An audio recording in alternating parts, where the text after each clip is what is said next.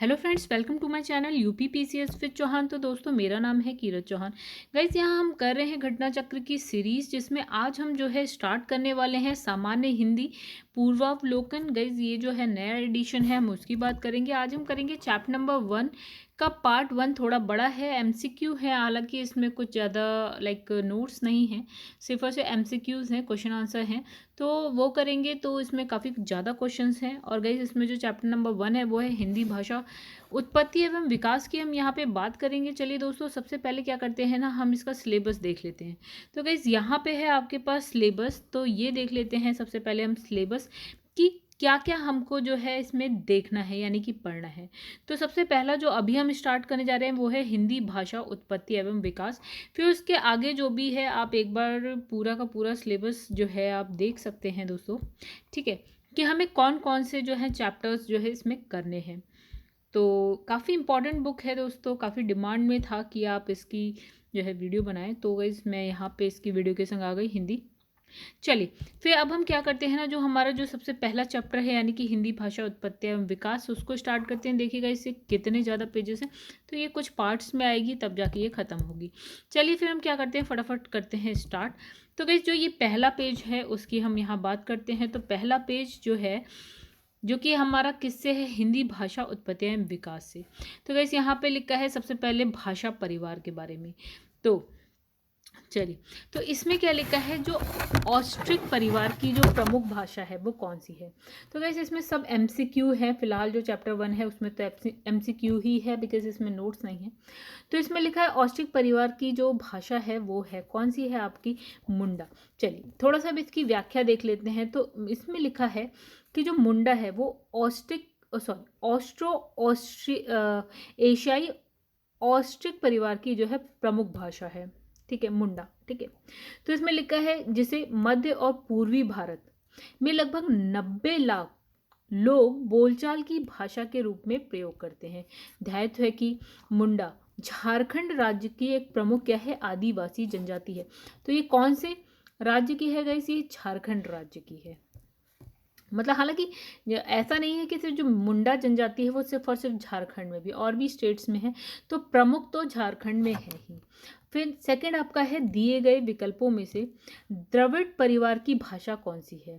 तो द्रविड़ परिवार की भाषा कौन सी है गाइस, आपको मिलेगी तेलुगु, सॉरी, कन्नड़ है। तो गाइस, एक्चुअल में क्या है कि जब आप द्रविड़ परिवार की बात करते हैं, आप सीधे पहुंचिए दक्षिण भारत में, तो आपको दक्षिण भारत में मिलेगी। अब इसमें क्या लिखा है, जो कन्नड़ है द्रविड़ परिवार की भाषा है। और इसके अलावा की अगर हम बात करें तो गाइस देखिए, तमिल भी है, तेलुगु भी है, मलयालम भी है। तो ये सारी की सारी देखिए, पहली तो आपको ये कहाँ मिलेगी, दक्षिण भारत में मिलेंगी, ठीक है। तमिल, तेलुगु, मलयालम सब के सब आपको दक्षिण भारत में ही मिलेंगी। तो द्रविड़ परिवार की भाषा आपको दक्षिण भारत में ही मिलेंगी। फिर इसमें लिखा है भोलानाथ तिवारी के अनुसार बिहारी, बंगाली, उड़िया, असमिया, ये कौन सी है, मगधी उपभ्रंश से विकसित भाषा है। तो वैसे आप देखेंगे ना, मगध के आसपास वाले सारे यही है एरिया, ठीक है। तो यहाँ से जो भाषाएं निकली हैं वो आपकी कौन सी है, बिहारी है, बंगाली है, उड़िया है एंड असमी है। चलिए आगे बढ़ते हैं। फिर यहाँ पे लिखा है एकाक्षरी भाषा परिवार से तात्पर्य है। एकाक्षरी भाषा परिवार मतलब, तो कैसे ये है आपकी, देखिए, चीनी भाषा परिवार से है इसका तात्पर्य। आइए इसमें थोड़ी सी व्याख्या देखते हैं क्या लिखा है। तो लिखा है चीनी तथा तिब्बती भाषा परिवार को क्या बोलते हैं, एकाक्षरी परिवार। तो ये दोनों तो आसपास ही है गाइस, हम देखते हैं भारत के ऊपर ही, तिब्बत के ऊपर, मतलब तिब्बत और चीन जो है ऊपर ही आपको मिलेगा, ठीक है। तो यह जो है इसकी आकृतिगत विशेषताओं को जो है प्रभावित करता है। इस परिवार की भाषा का मुख्य क्षेत्र चीन, तिब्बत और एक म्यांमार लिखा है। तो ये तीनों है। कौन सी वाली भाषा की बात कर रहे हैं, एकाक्षर परिवार। तो इसमें लिखा है भूटान भारत के उत्तर पूर्व क्षेत्र में भी इस परिवार के बोलने वाले हैं, ठीक है। मतलब इसमें जो है भूटान में भी कहीं ना कहीं आपको ये भाषा मिल जाएगी, भारत में भी कहीं ना कहीं ये भाषा बोलने वाले लोग मिल जाएंगे। तो इस परिवार की मुख्य भाषा क्या है, आपकी चीनी है। कौन सा परिवार है गाइस, ये रहा आपका परिवार, एकाक्षर परिवार। चलिए नेक्स्ट क्वेश्चन पे आते हैं। तो इसमें लिखा है कन्नड़ का संबंध किस भाषा परिवार से है। तो अभी अभी हम पढ़ के आए द्रविड़ भाषा परिवार से है। तो कन्नड़ का संबंध द्रविड़ भाषा परिवार से है। द्रविड़ भाषा परिवार से संबंधित अन्य भाषाओं की अगर बात करें तो गाइस अभी हमने देखा तमिल है, तेलुगु है, मलयालम है, और कन्नड़ भाषा जो है कर्नाटका राज्य की राजभाषा है। तो गाइस जब हम ऐसे करके नीचे भारत का मैप बनाते हैं तो यहाँ आपको मिलेगा महाराष्ट्र, उसके बाद आपको यहाँ छोटा सा गोवा मिलेगा, देन आपको कर्नाटका, केरल मिलेगा, ठीक है। तो यहाँ मिलेगा आपको कहीं कर्नाटका। तो यहाँ की जो राजभाषा है ना वो कौन सी है गाइस? कन्नड़ है। चलिए अब नेक्स्ट क्वेश्चन पे आते हैं। तो लिखा है हिंदी किस परिवार की भाषा है? तो गाइस हिंदी जो है आपका भारोपीय परिवार की भाषा है। चलिए ये थोड़ी इसकी ओके, इसमें हिंदी भारोपीय परिवार की भाषा है, इससे ज़्यादा गाइस इसमें कुछ लिखा नहीं है। चलिए हम अब देखते हैं आगे। तो इसमें लिखा है प्राचीन भारतीय आर्य भाषा की बात करेंगे हम। तो इसमें लिखा कौन सी प्राचीन भाषा नहीं है? तो गाइस इसमें है देखिए अपभ्रंश, प्राकृत और संस्कृत, ये तीनों आपको मिलेंगी प्राचीन भाषाओं में, और जो नहीं है उसमें है गाइस कौन सी है? पंजाबी, ठीक है। चलिए आइए देखते हैं आगे क्या लिखा है इसमें। इसमें लिखा है पंजाबी जो है प्राचीन भाषा नहीं है, जबकि संस्कृत, प्राकृत, अपभ्रंश प्राचीन भाषा है। पंजाबी का विकास जो है आपकी पैसाची अपभ्रंश से हुआ है। फिर है गौमुखी, इसकी क्या है? लिपि है। देखिए भाषा अलग चीज़ होती है एंड लिपि की बात करें तो ये अलग चीज़ होती है। तो इसकी लिपि क्या है? गौमुखी भाषा हम बात कर रहे हैं पंजाबी की। इसने कहा तथा माझी, डोगरी, दोआबी, राठी इत्यादि क्या है? इसकी प्रमुख क्या है? बोलियां हैं। चलिए आगे बढ़ते हैं। इसमें लिखा है निम्नलिखित में से प्राचीन भारतीय आर्य भाषा कौन सी है? तो गाइस यहाँ पे लिखा है वैदिक संस्कृति। चलिए विश्व की पहली जो रचना है यानी कि ऋग्वेद में भारतीय आर्य भाषा का प्राचीनतम रूप क्या? वैदिक संस्कृत प्राप्त होता है। तो इस भाषा को आर्य भाषा या फिर हम क्या बोलते हैं? देव भाषा भी कहते हैं। किस भाषा को गाइस? वैदिक संस्कृत को क्या आर्य भाषा भी बोलते हैं, देव भाषा भी बोलते हैं। चलिए अब हम बात करेंगे मध्यकालीन भारतीय आर्य भाषा की। तो अभी हमने कौन सी देखी थी? प्राचीन भारतीय आर्य भाषा। अब हम देखेंगे मध्यकालीन, ठीक है। तो इसमें लिखा है मध्यकालीन भारतीय आर्य भाषा काल का काल कौन सा है? तो गाइस कौन सा है? यहाँ पे लिखा है आपका 500 BC से आपका 1000 ईस्वी तक है, ठीक है। तो 500 BC से 1000 ईस्वी, मतलब ईसा पूर्व से ईस्वी तक, 1000 ईस्वी तक। इसमें लिखा है मध्यकालीन भारतीय आर्य भाषा काल जो है 500 ईसा पूर्व से जो है 1000 ईस्वी तक माना गया है। और इस काल में क्रमशः कौन कौन सी पाली, प्राकृत, अपभ्रंश भाषाओं का जो है व्यवहार होता रहा है। चलिए आगे बढ़ते हैं। आधुनिक भारतीय आर्य भाषा की बात करते हैं। लिखा है आधुनिक भारतीय आर्य भाषाओं के उदय के पूर्व क्या है? आर्य भाषा का कौन सा रूप विद्यमान था? तो इसमें लिखा है डी, यानी कि अपभ्रंश की ये बात कर रहा है। चलिए तो इसमें लिखा है आधुनिक भारतीय आर्य भाषाओं के उदय के पूर्व आर्य भाषा का अपभ्रंश रूप क्या है? विद्यमान था, ठीक है। चलिए आगे बढ़ते हैं नेक्स्ट क्वेश्चन।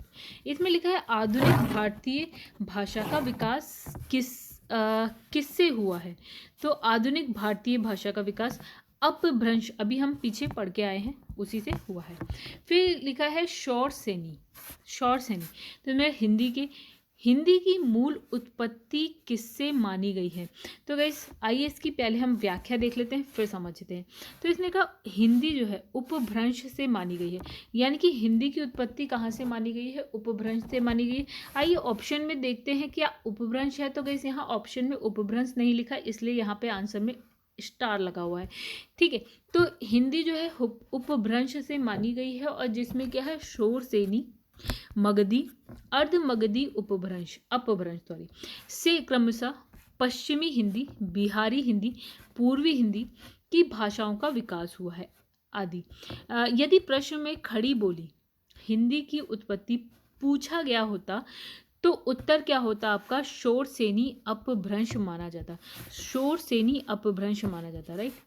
अगर यहाँ पे क्या पूछा गया होता गाइस? अगर यहाँ पे पूछा गया होता खड़ी बोली हिंदी, राइट। बट यहाँ सिर्फ और सिर्फ क्या बोला गया? हिंदी हिंदी बोला गया, ना कि खड़ी बोली हिंदी बोला गया, दोनों में बहुत डिफरेंस है। फिर लिखा है खड़ी बोली जो है निकली है, अभी हमने पढ़ा है कहाँ से, ये निकली है पश्चिमी हिंदी से। आइए चलिए देखिए क्या लिखा है, पश्चिमी हिंदी यानी कि आपकी शोरसेनी अपभ्रंश है। ठीक है, तो यहाँ से क्या हिंदी की मूल उत्पत्ति मानी गई है। ठीक है, पश्चिमी हिंदी के अंतर्गत देखिए क्या क्या है, ब्रजभाषा, कन्नौजी, बुंदेली, खड़ी बोली हिंदी, फिर है बांगरू, फिर है दक्की खनी बोली प्रचलित है। नेक्स्ट पे आते हैं हिंदी की उत्पत्ति किस अपभ्रंश से मानी गई है। तो गाइस अभी देखिए ये इसका आंसर है मगधी भी, और यहाँ पे लिखा है शोरसेनी भी। आइए समझते हैं थोड़ा सा व्याख्या में। तो डॉक्टर नरेंद्र ने अपनी पुस्तक, क्या नाम है पुस्तक का, हिंदी साहित्य का इतिहास में लिखा है कि हिंदी भाषा का उद्भव अपभ्रंश के शोरसेनी, अर्ध मागधी और मागधी रूप से हुआ है। ठीक है, अतः इस प्रश्न का जो सही उत्तर है वो ए बी है, और बी दोनों ही विकल्प हैं। तो UP P R P B ने इसका उत्तर ए माना है। तो गाइस ए में क्या है, देखिए हमारे पास ए में है शोरसेनी। ठीक है, जो खड़ी बोली और पश्चिमी हिंदी, मतलब खड़ी बोली और पश्चिमी हिंदी एक ही है, तो खड़ी बोली या पश्चिमी हिंदी के लिए क्या है सही उत्तर होगी। चलिए नेक्स्ट क्वेश्चन पे हम लोग आते हैं। तो लिखा है हिंदी भाषा की उत्पत्ति हुई है। तो गाइस हिंदी भाषा की उत्पत्ति फिर वही सेम क्वेश्चन है आपका, शोरसेनी अपभ्रंश की बात करी है इसने। चलिए, तो डॉक्टर नरेंद्र ने अपनी पुस्तक द हिंदी साहित्य का इतिहास में लिखा है कि हिंदी भाषा का जो उद्भव है वो अपभ्रंश के शोरसेनी, अर्ध मगधी और क्या है मागधी रूप से हुआ है। चलिए नेक्स्ट क्वेश्चन, लिखा है ब्रज भाषा का विकास जो है किस अपभ्रंश से हुआ है। तो ब्रज भाषा कहाँ से हुआ है गाइस, किस अपभ्रंश से हुआ है, तो शोरसेनी से हुआ है। आइए पढ़ते हैं। लिखा है कि ब्रज भाषा का विकास शोरसेनी अपभ्रंश के मध्यवर्ती रूप से हुआ है। ठीक है, ब्रज भाषा का शुद्ध रूप मथुरा, आगरा, अलीगढ़ जिले में है। फिर थोड़े बहुत मिश्रण के साथ बरेली, बदायूं, एटा, मैनपुरी, गुड़गांव, गुरुग्राम, फिर है भरतपुर और करौली, ग्वालियर और इसके आसपास के क्षेत्रों में भी ब्रजभाषा बोली जाती है। फिर लिखा है खड़ी बोली हिंदी का विकास किस भाषा से हुआ है। तो गाइस फिर है अपभ्रंश, और कौन सी, शोरसेनी अपभ्रंश। तो देखिए यहाँ पे लिखा है खड़ी बोली हिंदी का विकास जो है अपभ्रंश भाषा से हुआ है। हिंदी भाषा की उत्पत्ति जो है शोरसेनी, अर्ध मगधी और मागधी अपभ्रंश से हुई है। मतलब आपका जैसे ये बोला इसने कि शोरसेनी अपभ्रंश है, तब भी आप इसे लिखेंगे, अर्ध मागधी है तब भी आप इसको लिख सकते हैं, मगधी है तब भी।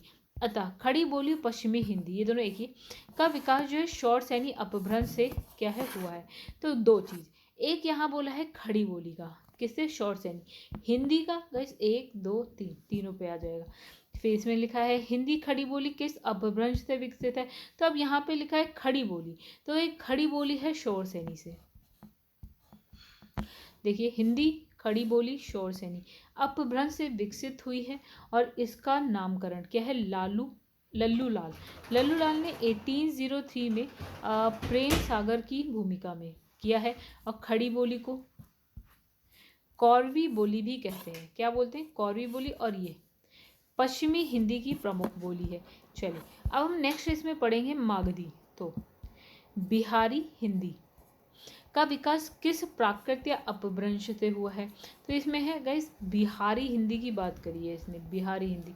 तो बिहारी हिंदी का किससे, मागधी अपभ्रंश से, राइट। तो यहाँ पे लिखा है देखिए बिहारी हिंदी का विकास मागधी अपभ्रंश से माना गया, और वर्तमान में ये बिहार के पटना, गया, हजारीबाग जिले में क्या है बोली जाती है। चलिए आगे बढ़ते हैं। तो नेक्स्ट क्वेश्चन है भोजपुरी बोली की उत्पत्ति हुई है। तो भोजपुरी की कहाँ से हुई, गाइस देखिए भोजपुरी भी वहीं की बोली है जहाँ की आपकी वो है आपकी बिहारी है, राइट। बिहार में आप देखेंगे भोजपुरी को, तो यहाँ पे देखिए वही है आपका मागधी अपभ्रंश से हुआ है इसका विकास या इसकी उत्पत्ति। चलिए आइए इसकी थोड़ी सी व्याख्या देख लेते हैं क्या है। तो यहाँ लिखा है भोजपुरी बोली की उत्पत्ति मागधी अपभ्रंश से हुई है। एक ये जो है बिहार की महत्वपूर्ण बोली है, बिहार में बोली जाती है। फिर इसमें लिखा है राजा भोज द्वारा बसाए गए भोजपुर नगर के नाम से भोजपुरी बोली का नामकरण हुआ है। ठीक है, कौन से राजा, राजा भोज के द्वारा। अब लिखा है ये मिर्ज़ापुर, बनारस, चंपारण, सारण, छोटा नागपुर, गाजीपुर, बलिया, देवरिया आदि स्थानों पर बोली जाती है। तो गाइस इसमें क्या है, उत्तर प्रदेश भी है, खाली बिहार नहीं है। फिर इसमें लिखा है अर्ध मागधी की बात करते हैं, तो देखिए यहाँ पे क्या लिखा है, इसमें लिखा है कि जो पूर्वी हिंदी वर्ण की बोलियों का विकास किससे माना गया है। कौन सा गाइस, पूर्वी हिंदी वर्ग की। तो देखिए इसमें लिखा है पूर्वी हिंदी वर्ग की क्या है, अर्ध मागधी अपभ्रंश से।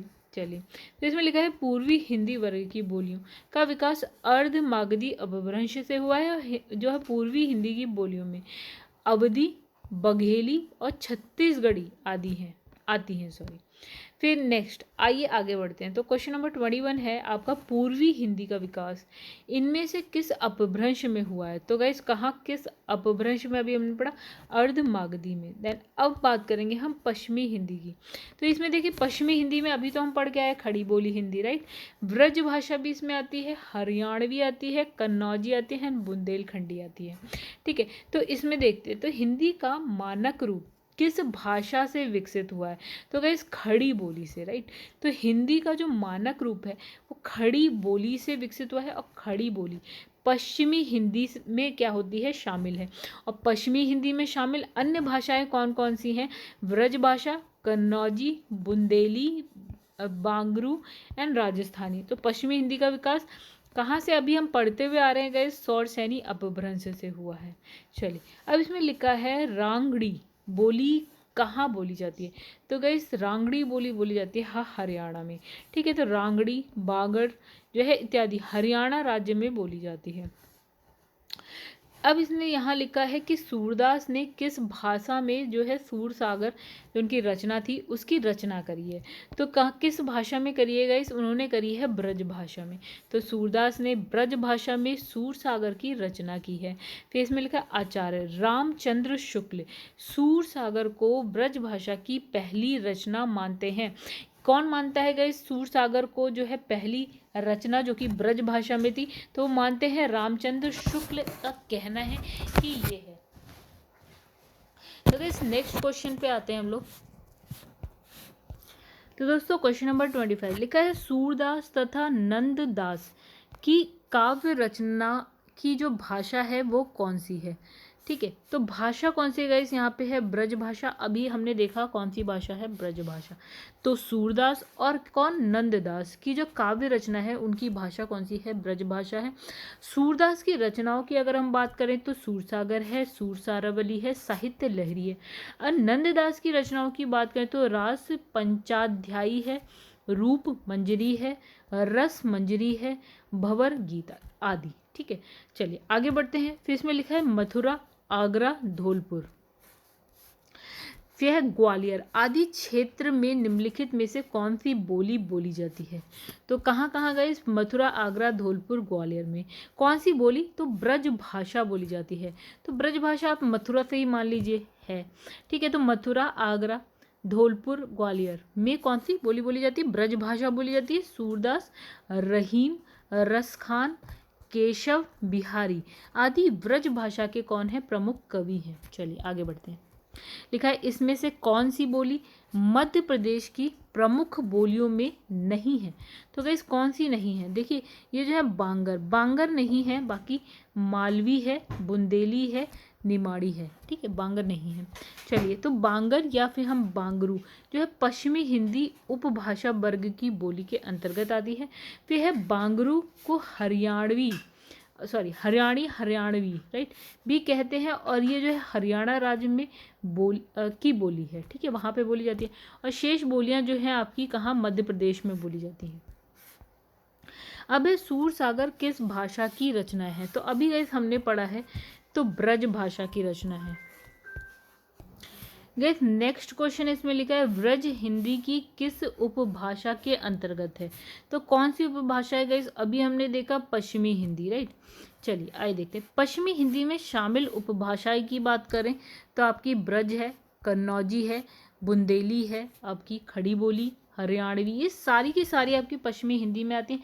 पूर्वी हिंदी की अगर हम बात करें उसमें कौन कौन सी उपभाषाएं, तो गाइस अवधी है, बघेली, छत्तीसगढ़ी, ये सब हम अभी पढ़ चुके हैं। चलिए नेक्स्ट इसमें लिखा है मथुरा और वृंदावन में प्रमुखतः कौन सी भाषा बोली जाती है। तो कौन सी भाषा बोली जाती है, अभी ये क्वेश्चन रिपीट हो गया है, ब्रज भाषा बोली जाती है। चलिए आगे नेक्स्ट क्वेश्चन पे आते हैं। तो इसने कहा ब्रज भाषा का विकास आपका कौन से उपभ्रंश, तो शौर सैनी उपभ्रंश से हुआ है। ये मथुरा, वृंदावन, आगरा, अलीगढ़ आदि जिलों में बोली जाती है। और इस भाषा के प्रसिद्ध कवि की बात करें तो गाइस कौन है, सूरदार है, सूरदास हैं, रसखान हैं, बिहारी आदि हैं। ठीक है, तो इसमें लिखा है बांगरू किस उपभाषा वर्ग की बोली है। तो गाइस इसका आंसर है पश्चिमी हिंदी की। तो बांगरू जो है पश्चिमी हिंदी उपभाषा वर्ग की बोली के अंतर्गत आती है। और बांगरू को हरियाणी या हरियाणवी भी कहते हैं। बांगरू जो है आपकी शुष्क और उच्च भूमि भूभाग के कारण यहाँ की बोली का नाम जो है क्या रखा गया है, बांगरू। क्यों, कारण है शुष्क है और दूसरा है उच्च भूमि है। जैसे जो बांगर होता है ना गाइस, वही बांगरू बोले। तो इसका जो विकास है आपका सौर सैनी उपभ्रंश से हुआ है। तो इसने लिखा है कि जैसे करनाल हो गया, रोहतक हो गया, दिल्ली है, हिसार है, क्षेत्र के अंतर्गत ये आती हैं भाषाएं। ठीक है, अधिकतर आप कहाँ देख रहे हैं, दिल्ली के वेस्ट में यानी कि हरियाणा में। तो यहाँ क्या है, हरियाणवी अब बांगरू बोली किस उपभ्रंश से विकसित है। तो गाइस अभी पश्चिमोत्तर सौर सैनी उपभ्रंश से। देखिए क्या लिखा है यहाँ पे, यहाँ लिखा है हरियाणवी का विकास उत्तरी शोर सैनी अपभ्रंश के पश्चिमी रूप से अथवा पश्चिमोत्तरी सौर सैनी अपभ्रंश से हुआ है। और इसका क्षेत्र सामान्यतः क्या, हरियाणा हो गया आपका, पंजाब के कुछ भाग और दिल्ली का जो देहाती भाग है वहाँ। तो हरियाणवी में केवल जो है लोक साहित्य है। इसका कुछ अंक जो है प्रकाशित भी हो चुका है। फिर इसमें लिखा है औचड़। औचड़ को खड़ी बोली में क्या कहते हैं। तो गाइस क्या कहते हैं, औचड़ को बोलते हैं जोरदार। चलिए आइए पढ़ते। तो इसमें लिखा औचड़ जो है बघेली का शब्द है। ठीक है, औचड़ को खड़ी बोली में बोलते हैं जोरदार कहते हैं। ठीक है, और खड़ी बोली हिंदी का वह रूप है जिसमें तत्सम के शब्दों की बहुलता करते वर्तमान हिंदी भाषा की क्या है, सृष्टि हुई है। चलिए आगे बढ़ते हैं। औते रहेंगे को खड़ी बोली में क्या बोलते हैं, औते रहेंगे, रहेंगे। ठीक है, मतलब इसमें आते ही रहे, औते रहेंगे मतलब आते ही रहे। ठीक है, आगे बढ़ते हैं। फिर लिखा है ईर्खा। ईर्खा को खड़ी बोली में क्या कहते हैं। तो गाइस ईर्खा मतलब हो गया ईर्ष्या। चलिए नेक्स्ट पे पहुंचते हैं हम लोग। तो नेक्स्ट है गाइस यहाँ पे लिखा है होन। होन को खड़ी बोली में क्या कहते हैं, तो होन को बोलते हैं वहां। पश्चिमी हिंदी की सर्वाधिक प्रमुख बोली इनमें से कौन है। ठीक है, तो सर्वाधिक प्रमुख बोली पश्चिमी हिंदी की कौन सी है गाइस, अभी हमने देखा ब्रज भाषा का नाम बहुत जगह था। अब देखिए पश्चिमी हिंदी की सर्वाधिक प्रमुख बोली ब्रज भाषा है। और इसका पुराना अर्थ क्या, पशुओं या गौ का समूह या चारागाह। ठीक है, अब इसका जो है विकास सौर सैनी अपभ्रंश के मध्यवर्ती रूप से हुआ है। ब्रजभाषा आगरा, मथुरा, वृंदावन, अलीगढ़, धौलपुर पे है, मैनपुरी, एटा, बदायूं, बरेली के आसपास के क्षेत्र में बोली जाती है। ब्रजभाषा का क्षेत्र कौन सा है गाइस, अभी हमने सब पढ़ लिया। तो इसमें जो आंसर है कौन सा नहीं है, देखिए आगरा हमने पढ़ा है, धौलपुर है, मथुरा है, तो कौन सा नहीं है, सरगुजा नहीं है। ब्रजभाषा है क्या है गाइस, ये पश्चिमी हिंदी, ब्रजभाषा पश्चिमी हिंदी का प्रमुख बोली है। और इसका जो विकास है सौर सैनी अपभ्रंश से होता है। चलिए नेक्स्ट क्वेश्चन पे आते हैं। यहाँ लिखा है ग्वालियर की बोली है। ग्वालियर की क्या बोली है गाइस, बुंदेली है। देखिए बुंदेली बुंदेलखंड की बोली है। झांसी, जालौन, हमीरपुर ग्वालियर जिले के पूर्वी क्षेत्र में ये बोली जाती है। गाइस इसके लिए अगर आपको ना इंडिया का मैप पता है ना, और पता है कि कौन सी जगह मैप में कहाँ है, तो उससे आप काफ़ी अंदाज़ा लगा सकते हैं नाम से, उस जगह के नाम से। तो मध्य प्रदेश के दामोह, सागर, सिवनी, नरसिंहपुर जिले की भी बोली कौन सी? बुंदेली ही है। और छिंदवाड़ा, होशंगाबाद तक के कुछ हिस्सों में ये बोली बोली जाती है। और ब्रज भाषा कन्नौजी, बुंदेली आपस में एक दूसरे के से क्या है, बहुत कुछ मिलती जुलती हैं। चलिए आगे लिखा है झांसी, जालौन, हमीरपुर में कौन सी बोली जो है प्रचलित है? तो कौन सी है? आपकी बुंदेली। चलिए नेक्स्ट क्वेश्चन पे आते हैं दोस्तों। क्या है इसने लिखा है ध्रुपद गायन का संबंध किस भाषा से? तो ध्रुपद गायन का संबंध किससे है? ब्रज भाषा से। आइए समझते हैं थोड़ा। तो लिखा है ध्रुपद गायन का संबंध ब्रज भाषा से है। अधिकांश विद्वानों का मत है कि 15वीं शताब्दी 15th सेंचुरी में, यानी 15वीं शताब्दी का मतलब हो गया गाइस 1400 से 1500 बीच की बात कर रहा है, ईस्वी के बीच की बात कर रहा है, में ग्वालियर के जो राजा थे, राजा मानसिंह तोमर ने इसकी रचना की। किसकी रचना गाइस? ध्रुपद गायन की। तो इतना तो निश्चित रूप से कहा जा सकता है कि राजा जो मानसिंह तोमर हैं, उन्होंने ध्रुपद के प्रचार प्रसार में महत्वपूर्ण योगदान दिया है। लिखा है सही युग्म चुनिए। तो इसमें लिखा है पश्चिमी हिंदी खड़ी बोली कौरवी, तो ये सही है। बाकी तो गाइस देख लीजिएगा, गलत है हालांकि। तो इसने लिखा है पश्चिमी हिंदी खड़ी बोली कौरवी, युग्म सही है हिंदी। पश्चिमी हिंदी के अंतर्गत प्रमुख 5 बोलियां हैं। कौन कौन सी है आपकी? खड़ी बोली है या कौरवी भी बोलते हैं इसको, ब्रजभाषा, हरियाणवी या बांगरू भी बोलते हैं, अभी हमने देखा, बुंदेली और कन्नौजी ये आती हैं। तो बिहारी हिंदी के अंतर्गत कौन कौन सी आती है? भोजपुरी है, मगही है, मैथिली है। ठीक है, ये आपकी कहाँ से आती है? बिहार की भाषाएं हैं। ठीक है, और हिंदी के अंतर्गत अवधी, बघेली, छत्तीसगढ़ी है। और पहाड़ी हिंदी के अंतर्गत कब बात करेंगे तो गाइस जो पहाड़ों पे बोली जाने वाली भाषा है, जैसे कुमायूनी है, गढ़वाली है, आपकी नेपाली बोलियां आती हैं। लिखा है खड़ी बोली या ब्रजभाषा किस उपभाषा के अंतर्गत आती है? तो अभी हमने पढ़ा गाइस ये कौन सी उपभाषा? तो पश्चिमी हिंदी से आती है। ठीक है, अब लिखा है इसमें से कौन पश्चिमी हिंदी की बोली नहीं है? तो देखिए बघेली, ये और ये। तो गाइस इसमें हमारे पास बस एक ये ऑप्शन है जो आपका पश्चिमी हिंदी से नहीं है। ठीक है, बुंदेली है, ब्रजबोली है, कन्नौजी है, ये हम बहुत बार पढ़ चुके हैं। तो लिखा है निम्नलिखित में से कौन सी जो है पश्चिमी हिंदी की बोली नहीं है? तो कौन सी नहीं है? डोगरी नहीं है, बाकी ब्रज है, कन्नौजी है और बांगरू है, ये हम पढ़ चुके हैं। ठीक है, आगे बढ़ते हैं। तो गाइस लिखा है निम्नलिखित में से किस पश्चिमी हिंदी वर्ग की बोली नहीं है? ठीक है, जो मतलब पश्चिमी हिंदी वर्ग की बोली नहीं, छत्तीसगढ़ी गाइस नहीं है। ठीक है, छत्तीसगढ़ी कौन से की है? अभी हमने पढ़ा था। तो ये क्या है? पश्चिमी हिंदी। ठीक है, और ये पूर्वी हिंदी की थी छत्तीसगढ़ी। तो लिखा है पश्चिमी हिंदी की कितनी बोलियां हैं? टोटल कितनी है गाइस हमारे पास? 5 है। चलिए आगे बढ़। तो पश्चिमी हिंदी में कौन सी बोली है? तो पश्चिमी हिंदी में है कन्नौजी, मगधी, मैथिली एंड अवधी, ये नहीं है, ये आपकी बिहारी में आ जाएगी, बिहार की। इसमें लिखा है निम्नलिखित में से कौन सी बोली पश्चिमी हिंदी के अंतर्गत नहीं है? तो गाइस ब्रज भाषा तो है, अवधी नहीं है, राइट। तो खड़ी बोली भी है एंड कन्नौजी भी है। चलिए आगे बढ़ते हैं। लिखा है कन्नौजी हिंदी की किस उपभाषा की एक बोली है? कन्नौजी हिंदी की किस पश्चिमी हिंदी की, राइट। अब तो गाइस आपको इतना पढ़ के ही रट गए होंगे। खड़ी बोली हिंदी की उत्पत्ति हुई है, तो गाइस कहाँ से हुई है? शौर सैनी अपभ्रंश से। आइए इसकी व्याख्या देख लेते हैं क्या है। इसमें लिखा है खड़ी बोली की उत्पत्ति शौर सैनी अपभ्रंश से हुई है।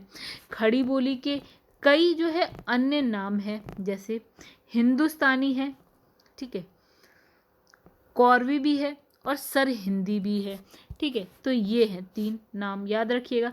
ब्रज भाषा की तुलना में ये बोली जो है खड़ी खड़ी लगती है, संभवतः इसलिए इसे खड़ी बोली कहा जाता है। राहुल सांकृत्यायन ने खड़ी बोली को कौरवी का नाम दिया। इसका क्षेत्र देहरादून का मैदानी भाग, सहारनपुर, मुजफ्फरनगर, मेरठ, दिल्ली नगर और यहाँ पे है गाजियाबाद, बिजनौर, रामपुर, मुरादाबाद है। तो मगधी अपभ्रंश से बिहारी हिंदी की उत्पत्ति हुई है और इसकी प्रमुख उपबोलियां कौन कौन सी है? भोजपुरी है, मैथिली है एंड मगही है। अर्ध मगधी उपभ्रंश से पूर्वी हिंदी की उत्पत्ति हुई है, जिसकी उपबोलियां कौन कौन सी है? अवधी, बघेली एंड छत्तीसगढ़ी है। ठीक है गाइस, कौन सी? पूर्वी हिंदी की। चलिए आइए नेक्स्ट क्वेश्चन पे आते हैं हम लोग। लिखा है निम्नलिखित में से कौन सी बोली पश्चिमी हिंदी के अंतर्गत है, नहीं आती। ओके, तो नहीं आती में गाइस आप इसका आंसर बता सकते हैं, अवधी नहीं आती है। फिर है रामपुर, मुरादाबाद, बिजनौर, मेरठ, देहरादून, मैदानी भाग और सहारनपुर की बोली है। कौन सी है? अभी हमने देखा था व्याख्या, खड़ी बोली है। लिखा है दिल्ली व मेरठ के आसपास, वही सेम क्वेश्चन गाइस, खड़ी बोली। ठीक है, आगे बढ़ते हैं। लिखा है खड़ी बोली का दूसरा नाम क्या है? तो खड़ी बोली का दूसरा नाम है कौरवी। ये भी हम व्याख्या में पढ़ चुके हैं। एक कौरवी भाषा का उदय किससे हुआ है? तो गाइस किससे हुआ है? पश्चिमी हिंदी से हुआ है। चलिए, कौरवी किस बोली को कहते हैं? तो कौरवी जो है आपकी, अभी हमने देखा है, खड़ी बोली को कहते हैं। फिर लिखा है खड़ी बोली हिंदी का अन्य सही नाम है। तो गाइस क्या नाम है आपका? कौरवी है। तो खड़ी बोली हिंदी का अन्य सही नाम कौरवी है। तो विकल्प बी सही है। चलिए आगे बढ़ते हैं, क्वेश्चन नंबर 60। ओके, तो गाइस तो दोस्तों इस वीडियो को करते हैं यहीं पे ओवर। बाकी जो यहाँ से है हम नेक्स्ट वीडियो में स्टार्ट करेंगे। तो अगर वीडियो आपको पसंद आई तो वीडियो को करिएगा लाइक, चैनल को करिएगा सब्सक्राइब अगर आपको वीडियो पसंद आई है तो। ठीक है दोस्तों, तो अब आप कमेंट करके भी बताइएगा कि आपको वीडियो कैसी लगी। चलिए, तो अब क्या करते हैं ना, वीडियो को यहीं पे करते हैं एंड। अब आपसे मिलेंगे इसके आगे के पार्ट, यानी कि यहाँ से आगे करते हुए सारे क्वेश्चन हम लोग धीरे धीरे से कंप्लीट करेंगे गाइज। तो चलिए अब क्या करेंगे, हम नेक्स्ट वीडियो में आपसे मिलते हैं। तब तक के लिए गाइज धन्यवाद।